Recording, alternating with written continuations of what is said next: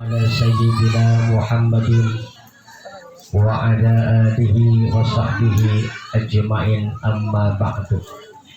Rabbi shrah li sadri wa yassir li amri wahlul 'uqdatam min lisani yafqahu qawli.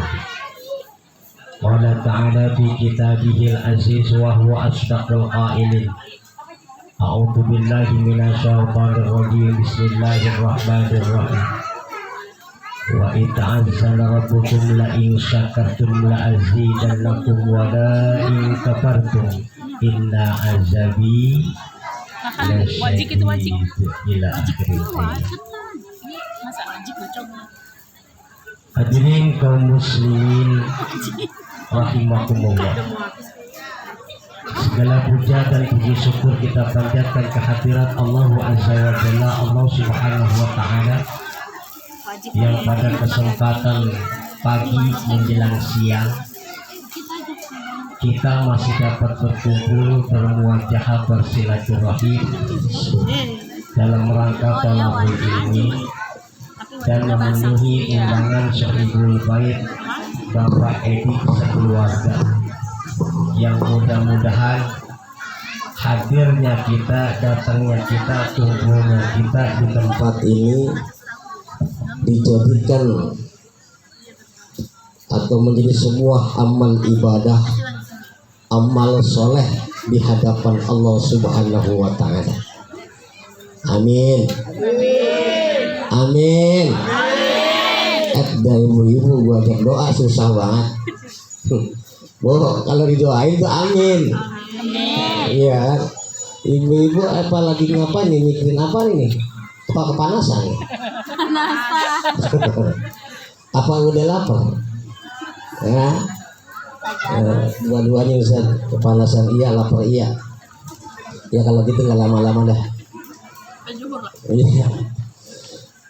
Salawat dan salam terlimpah curahkan selalu kepada ke alam sanjungan umat Islam habibana wa nabiyana Muhammad,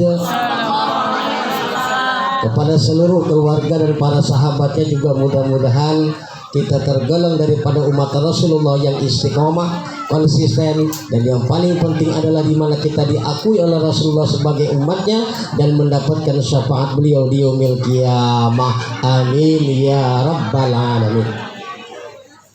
Yang saya hormati segenap pengurus dan jamaah daripada MTA Rahman yang mengiringi hadrohnya, mudah-mudahan menjadikan amal ibadah di hadapan Allah Subhanahu wa Ta'ala. Yang saya hormati seluruh keluarga besar Bapak Edi dan juga rombongan jamaah Majelis Taklim Al-Istiqomah, bapak-bapak jamaah MTA Rahman, nggak kelihatan karena ngumpet di dalam rumah. Jadi kelihatan bapak katanya kagak ada, banyak bu, kagak muat, sampai dempet-dempetan. Ya, biar ibu-ibu leluasa di sini. Tidak ada fitnah di antara kita.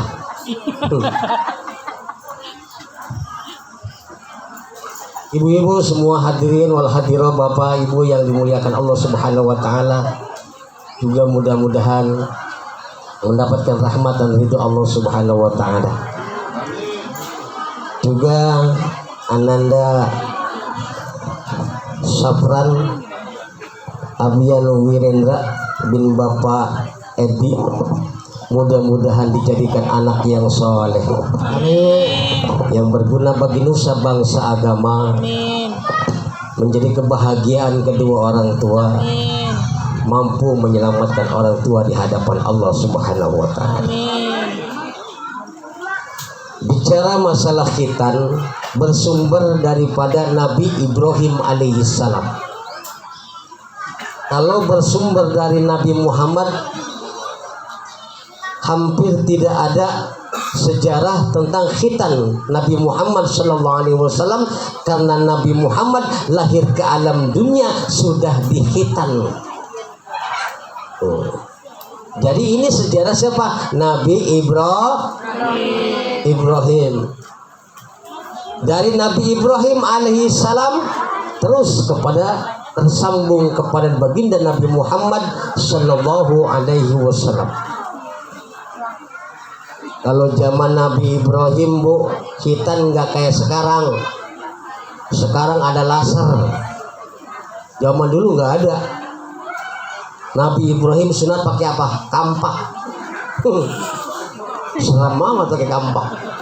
Ditarik. Gedik. Ditarik, digedik, bawahnya batu. Masya Allah, gimana tuh sakitnya itu. Nah sekarang mah alhamdulillah 2 hari setelah sunat kering, bisa lari naik sepeda. Tuh, alhamdulillah. Dan bila anak belum dihitan, selama itulah dia bawa najis. Tapi kan nggak kencing Pak Ustaz. Kata siapa kencing kan di rumah misalnya dibawa ke masjid. Maka nggak wajib anak yang belum dikhitan berangkat ke masjid, nggak wajib, orang tuanya nggak mesti bawa. Gaya-gayaan orang tuanya bawa ke masjid, anak belum ngerti apa-apa, sampai di masjid lari-larian, berantem, bercanda, kejedor di sono, diomelin sama bapaknya. Anak gua diomelin gitu. Padahal anak itu bandel. Makanya nggak wajib. Belum paham, umur 2-3 tahun, 4 tahun belum paham, mengerti. Bila mana sudah dikhitan, dia berdampingan dengan sop orang tuanya pun tidak menjadi sebuah masalah. Dan orang tua di situ tidak bawa najis. Itu secara khitan. Dan ini syariat, perlu dilakukan. Hukumnya wajib. Kalau enggak dikhitan, selama itu dia tidak bisa melaksanakan ibadah seperti sholat, enggak bisa. Kenapa? Karena masih bawa najis. Hukumnya khitan wajib. Ustaz, gimana kalau perempuan, apa mesti dihitan? Kalau perempuan syarat, apa yang dipotong? Lah kacau. Syarat itu ditempelkan pisau. Tapi bukan ibu khawatir ini nanti kebablasan, jangan. Ini bidan contoh. Kalau dulu zaman Maparaji. Kalau dulu zaman Maparaji ditempel itu dikit dia keluar darah. Untuk apa tujuannya? Menghilangkan sifat yang namanya hewaniah. Berarti kalau perempuan kerjaannya marah-marah nggak dihitan. Iya, kerjaannya marah-marah mulu, lakinya diomelin mulu. Masya Allah. Nah, ini kita ngaji Bu hari ini, insya Allah ada beberapa golongan perempuan paling gampang masuk ke dalam surga. Karena depan saya perempuan semua. Kalau bapak agak kelihatan. Nah, ini buat perempuan khusus hari ini. Tip supaya masuk ke dalam surga. Bu, ibu nyiapin kopi atau minumnya suami dengan ikhlas ridho, khairul lakum minal salatil tahajjudi. Ini perempuan nih. Perempuan nyiapin kopi doangan atau minum buat suaminya ikhlas ridho, itu lebih baik daripada sholat sunat tahajud, Bu. Udah gitu malas banget bangunnya, bangun doang kencing. Habis kencing balik lagi kamar tidur. Kali gue sholat tahajud udah kagak kencing. Ternyata gampang banget perempuan mah, gampang masuk ke dalam surga, gampang masuk ke dalam neraka. Nabi Muhammad Isra Mi'raj pada saat lihat neraka banyak bener perempuan. Pas masuk ke surga, karena waktu itu ilmu agama belum masuk, Bu. Belum ada informasi keterangan tentang bagaimana saat taat patuhnya perempuan kepada suami. Bu, Bu, yang belakang. Woi, yang belakang saya bawa Pak, belakang mana? Ibu-ibu. Ibu bapak hadirin wal hadirah yang dimuliakan Allah Subhanahu wa taala. Kalau ibu nyiapin kopi, artinya nyiapin minum, Ya. nyiapin sarapan. Udah gitu rumah tangganya udah paling lama. Ibadah paling menyebalkan, Bu, rumah tangga. Ketemu dia lagi bosan. Tante Lisa di bawah nih. Rumah cuman 6 kali 10. Nggak tahu nih buat apa. Tapi dia Keluar ketemu, ke dalam ketemu. sering bikin dia. Dia lagi. Kadang-kadang di rumah tangga ngeselin suami. Kalau kata saya, Kadang-kadang istri juga ngeselin. hah? Sama. Nah, di bagaimana ini campur tangan iblis laknatullah? Kenapa banyak perceraian? Ini apa? Kurang gula. Akibat tidak bisa menjaga kesabaran Mau makan ada Pak. ibadah kepada Allah Subhanahu, karena rumah tangga adalah ibadah paling panjang. Ibadah paling panjang. Lama. Ada 15 tahun. Iya kan? Biar nggak ngantuk katanya. Tabu. Bu. Biar nggak ngantuk. Maaf ya Pak. Bu. Ya. Boleh makan, tapi dia mulutnya apa? Ini memakan juga, mulut ngomong. Wah, gimana urusannya tuh ibu-ibu Pak, hebatnya bener. Sambil makan nih bisa ngomong dan ngobrol. Makanya ibu perempuan diciptakan dua mulut. Satu mulut atas bikin masalah, mulut yang kedua menyelesaikan masalah. Ya salam. Masalah masalah lah. Iya kan? Kalau atas yang ini, bawah selesai ini. Itu kata yang suka bikin masalah, tapi insya Allah ibu-ibu di sini mah solehah semua. Satu, Bu. Ya. Pertama, perempuan ini Bikin masalah. sholat 5 waktu dijaga. Sholat 5 waktu dijaga. Yang kedua, puasa di bulan Ramadan bagi yang kagak halangan. Satu, sholat dijaga 5 waktu. Kedua, puasa di bulan Ramadan. Yang ketiga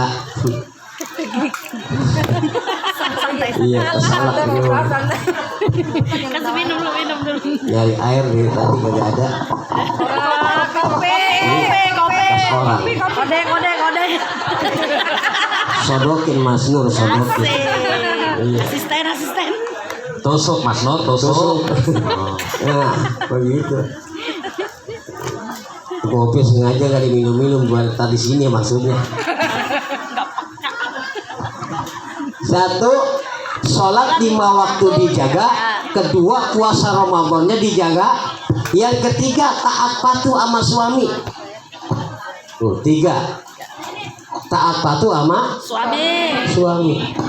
Yang keempat, kalau dipandang suami nyenengin. Ini kagak cemberut. Apalagi tanggung bulan, masya Allah. Iya, Belum gajian. tekuk. Perempuan nyiapin makan, nyiapin minum sambil pandang suaminya. Oh, dilihatin. Ya Allah, laki gua dulu ganteng, sekarang mah peot. Dulu cakep, sekarang mah hitam. Ambil dibayangin gitu, ya Allah. Kata begitu juga karena dia berjuang buat rumah tangganya. Dicium sama kita, Bu. Sama dengan nilai mencium hajar. Alhamdulillah. Ibu berangkat umroh, berangkat haji, belum tentu bisa mencium hajar aswad. Kebetulan punya hajar aswad di rumah. Udah cium tiap hari. Kebetulan hitam lagi.